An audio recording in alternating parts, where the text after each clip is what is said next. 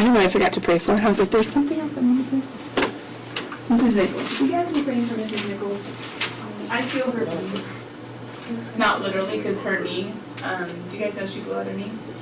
And so she has the scooter today, but imagine, I cannot imagine having a blown out knee on that scooter. Because my knee hurt with like the cast and the awkwardness and like you have to push down every time that you scoot. So just be thinking and praying for her because it's hard. It's so hard. Anyway, here we go, section 4.1. Antiderivatives and indefinite integrals. I told you guys, this is a derivative. Can you figure out where it came from? How many of you guys have what you think could be the function? Raise your hand. Okay, cool. Cool, it's like 5 or 6. Sam, what do you think? Where did it come from? Yeah. However, even though Sam is right, someone else could have been right, and it could have been a little bit different. Does anybody know what else it could have come from besides x to the 5th? Ooh, could have been x to the 5th plus 5. Could have been x to the 5th plus 52. Could have been x to the 5th plus 527. Could have been x to the 5th. I'm just making up the numbers. I don't want to have to erase. It could have been x to the 5th plus any constant. Ooh. We'll get back to that in just a second, but did 5x to the 4th have to come from x to the 5th? Yes. Could it have come from any other polynomial expression? No. Could it have come from a logarithm or from a trig? No. Had to come from an x to the 5th. You guys just did your first antiderivative, besides that. You just did your first antiderivative. You went backwards. Now, for people that got to x to the 5th, what do you think about to get there? Maybe power rule in reverse. So a derivative, you take away 1. So x to the 4th, 1 was taken away, so how do you go backwards? You add 1. But why didn't you just say 5x to the 5th?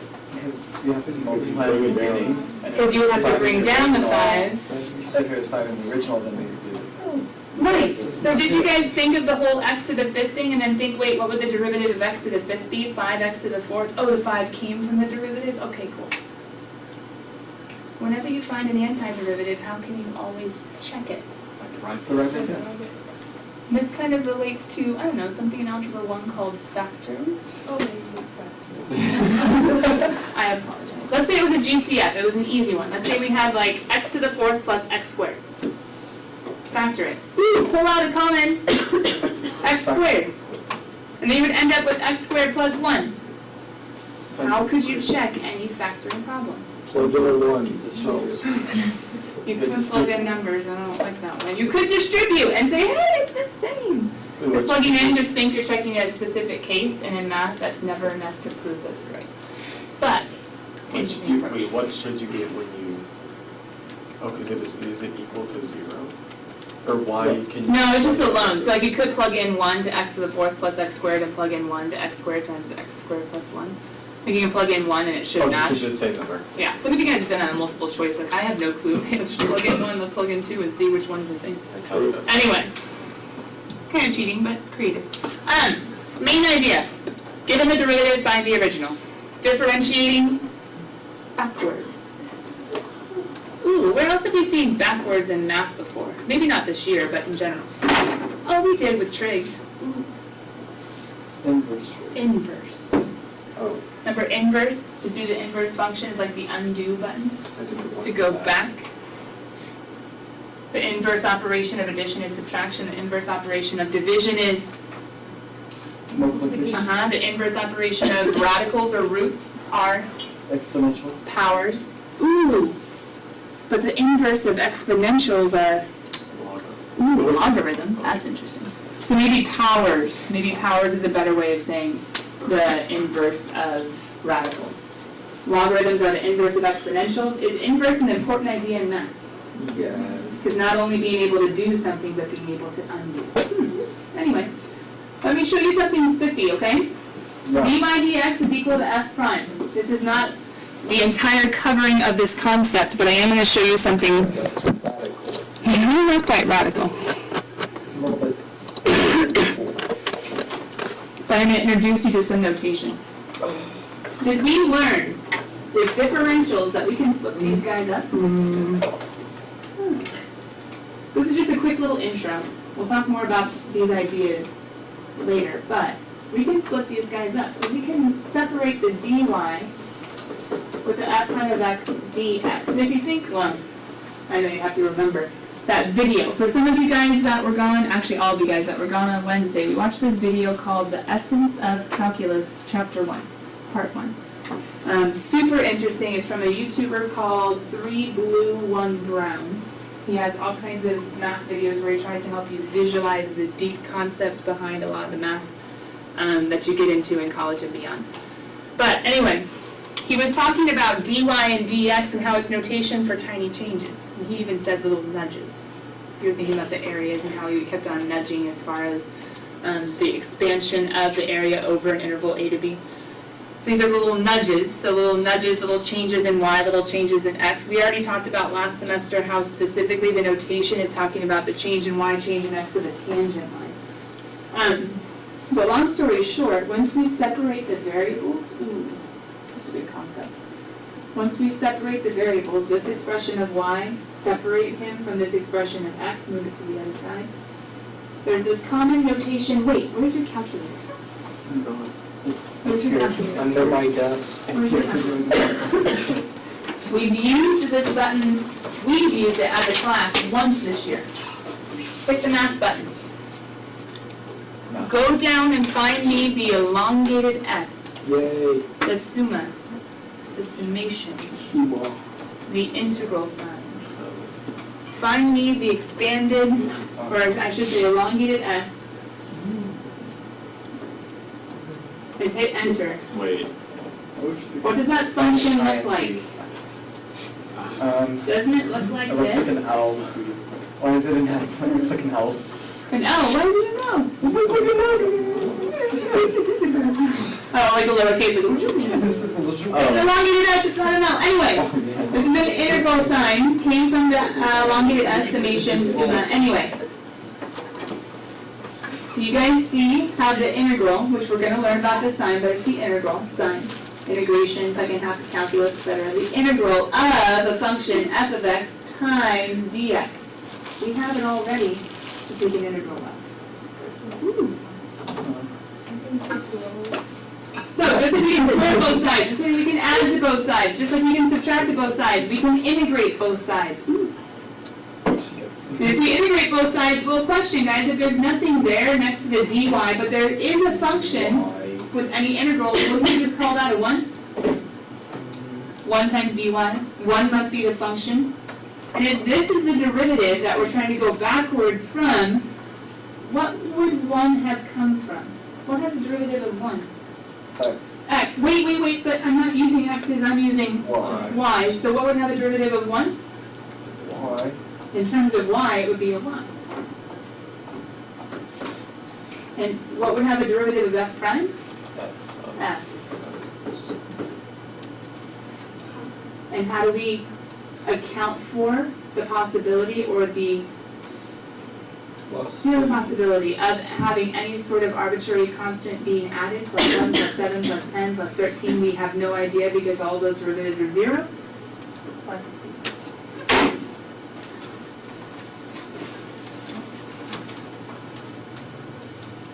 So we learned last semester that we can split up the dy dx.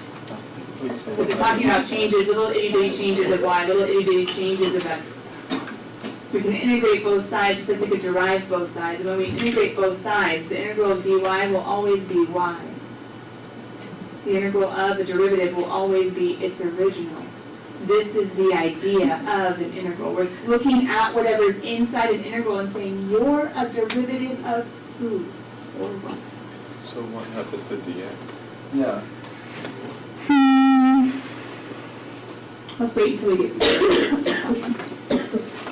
But think about, to some extent, we're going to consider not only the integral sign as notation, as an operation, but the dy as well.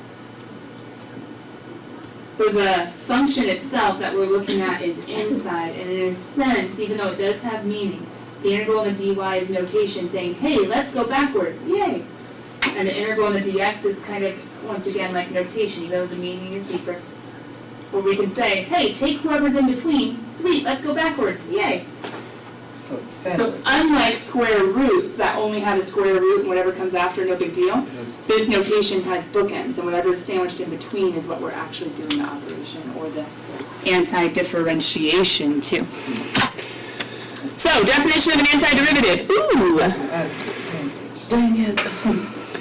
Definition of an antiderivative. Oh, yeah. Forever number 29. What? Isn't this the Loki cups? I don't know. I'm so lost at this point with the forever card numbers. But then you could say like she was talking about like that, right? So it's like S. Bookends. So there's two bookends. So it's like one piece of bread, the meat, and then the other piece of bread, like sandwich. That's why it's an S. It's a We're just sandwich. gonna have meat in between I don't get the bread? visual, it's fine.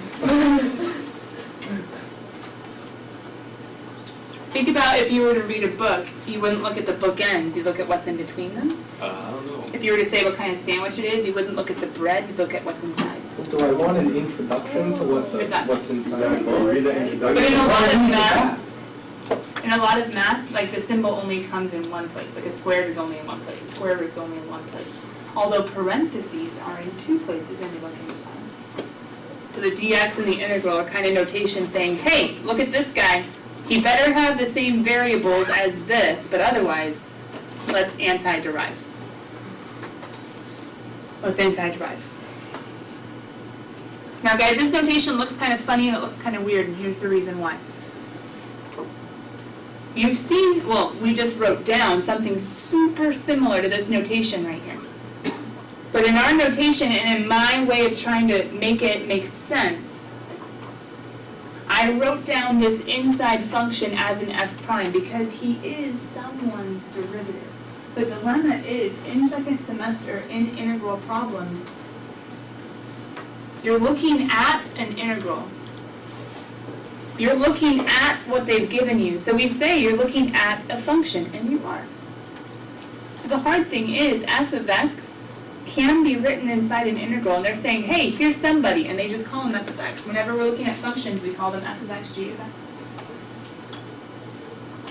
So integration problems don't literally say, hey, guess what? Here's a derivative, f prime. It says, no, here's the integral problem, solved. So you say, okay, who's inside? I don't know, he's a function, call him f. So the dilemma is, well, how do we go backwards from little f? Big enough. Well, we have to think about whose derivative is he. Okay, fine, make him somebody's derivative.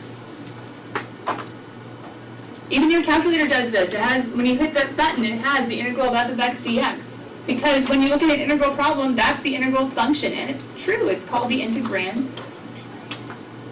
It's the function. We have to say, okay, he's somebody's derivative. So whoever's derivative he is, that's the answer of the antiderivative. So capital F's can signify the antiderivative of a function. Good job. Try homework? No. Don't even worry about it. We've barely scratched the surface. You've got the idea of an integral sign and how it's going backwards of differentiation. This weekend, play with the practice test if you haven't yet. Read it, correct it to the best of your ability. Come with questions on Monday. Bye, guys. Oh, don't forget these. What? Don't forget these. Oh, thanks.